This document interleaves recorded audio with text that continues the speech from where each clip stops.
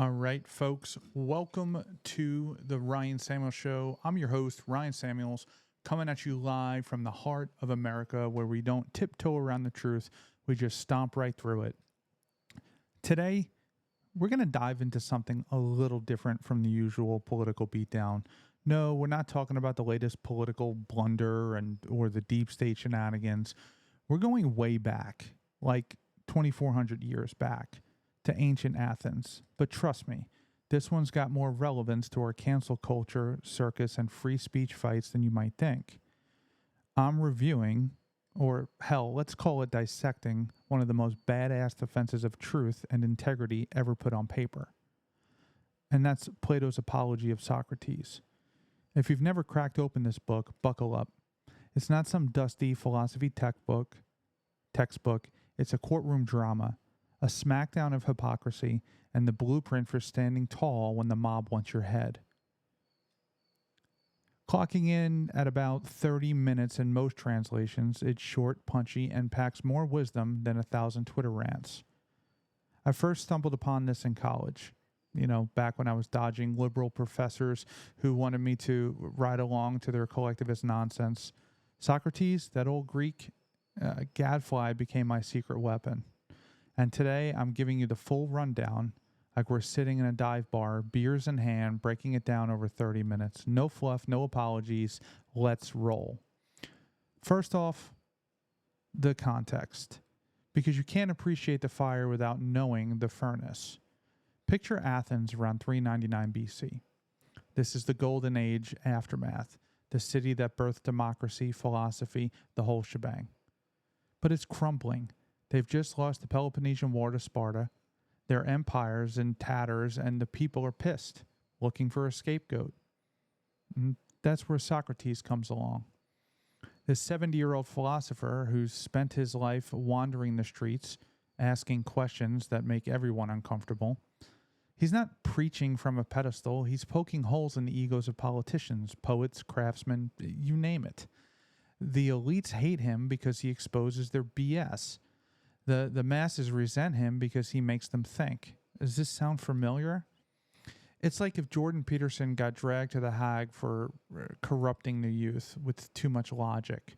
The charges, two big ones, plus some old grudges. Officially, impiety, disrespecting the gods and corrupting the young. Unofficially, he's been accused for years of being a sophist, a know-it-all sophist who twists words for cash. But Socrates, he ain't about that life. Plato writes this as a first-person account of the trial.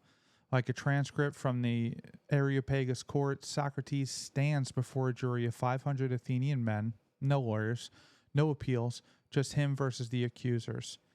Miletus, the poet, Anytus, the tanner, a big-shot Democrat, and Lycon, the orator. It's do or die. Guilty means hemlock poisoning, death by state-sanctioned suicide. Socrates kicks off not by begging or groveling. No, that's for weaklings. He starts with a humble brag. I don't know how to speak like these fancy orators, so bear with me. But then he unleashes. He says the real reason he's on trial isn't these trumped-up charges, it's jealousy. He's famous for his wisdom, but he claims it's not his. It's from the oracle at Delphi. This is the first key moment. He tells the story of his buddy, Chaerephon, going to the oracle, who says no one's wiser than Socrates. This left Socrates baffled.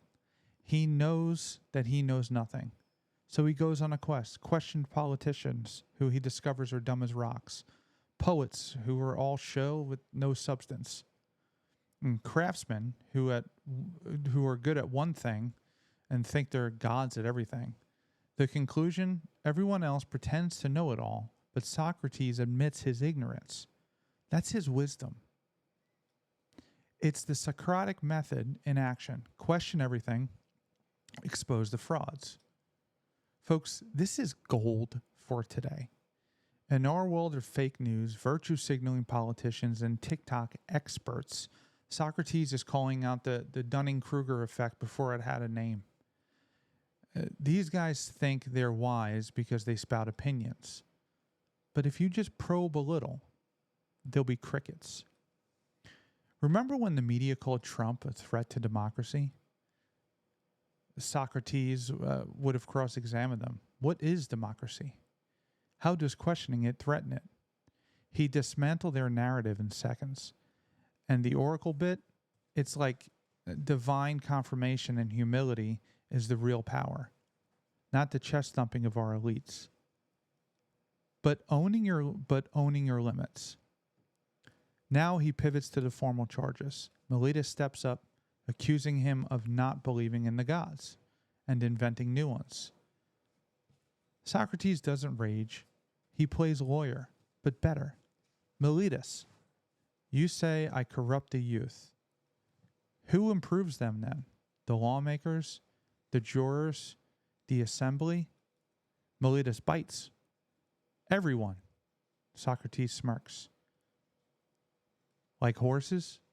Only horse trainers improve them, not everyone? So you're saying I'm the one bad apple? That's ridiculous. Then the impiety. You say I believe in human things, like a divine sign, a voice that warns me. But Athens believes in oracles and prophecies. So I'm Plaus, just not your way. It's a master class in logic, turning the accuser's words against them. Miletus looks like a fool, and the jury's starting to see it. But here's where it gets real. Socrates doesn't stop at defense. He goes on the offense. If you acquit me, you'll just confirm I'm right. The city needs gadflies like me to wake you up. Life unexamined is not worth living. He compares himself to a horsefly on a lazy horse. Athens is sluggish, complacent, and he's the irritant keeping it moving. Ungrateful as they are, if they kill him, they'll get a worse one. Patriotism, Greek style. Not blind loyalty, but tough love.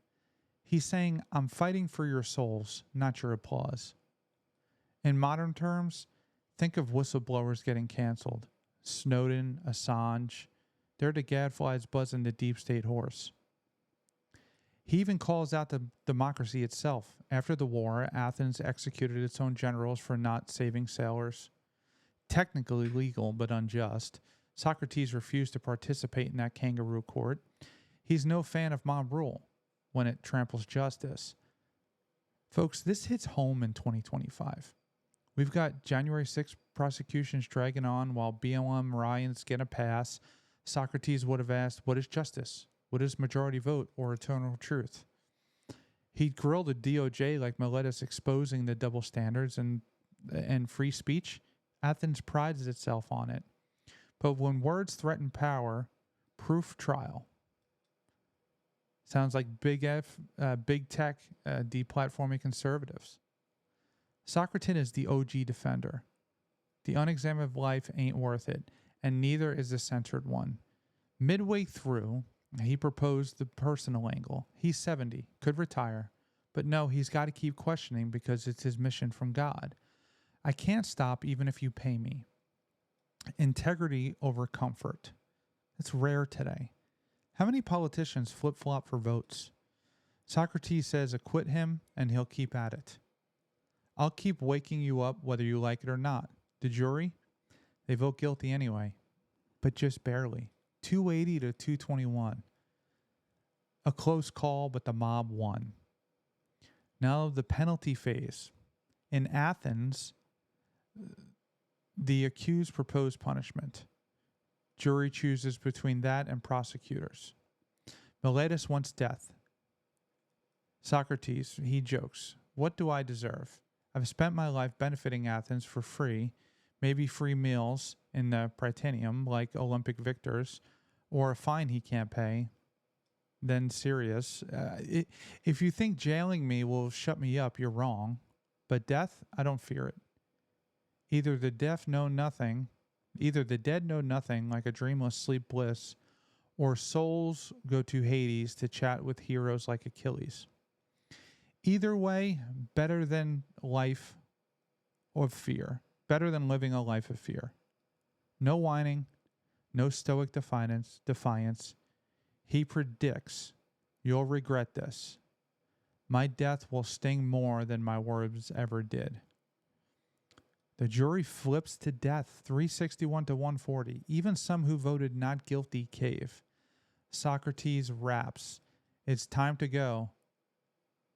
I to die, you to live. Which is better? God knows. End scene. Gives you chills, right? But let's unpack why this book, really a dialogue, deserves your time.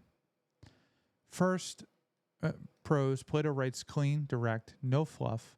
Socrates' voice is conversational, witty, like he's bantering with friends, but deadly serious. Translations vary. Grab Jewat's classic or a modern one like Grubb's for Punch. It's timeless because it's human. Fear of death, hypocrisy, the search for truth. It's the same struggles now. The themes, number one, the examined life. Socrates hammers it. Question assumptions or you're a slave to them. In politics, this means don't swallow CNN narratives. Probe it. Who benefits? What's the evidence? Our education system is churning out sheep, not thinkers. Socrates would flunk half our colleagues. Number two, civil disobedience with class. He could have fled Athens. Friends offered, but he stays, honors the laws. But he critiques them. Balance. Respect the system, but fight its flaws from within. Conservatives get this. Love America, but call out the rot. Number three, death is no big deal. In a culture obsessed with safetyism, Socrates laughs at mortality. Hemlock, bring it. This flips the script on victimhood. We're so fragile today. Trigger warnings everywhere. As Socrates, just man up, face the unknown. Number four, the power of 1 against 500. He sways some. Ideas over numbers. Think of it in elections.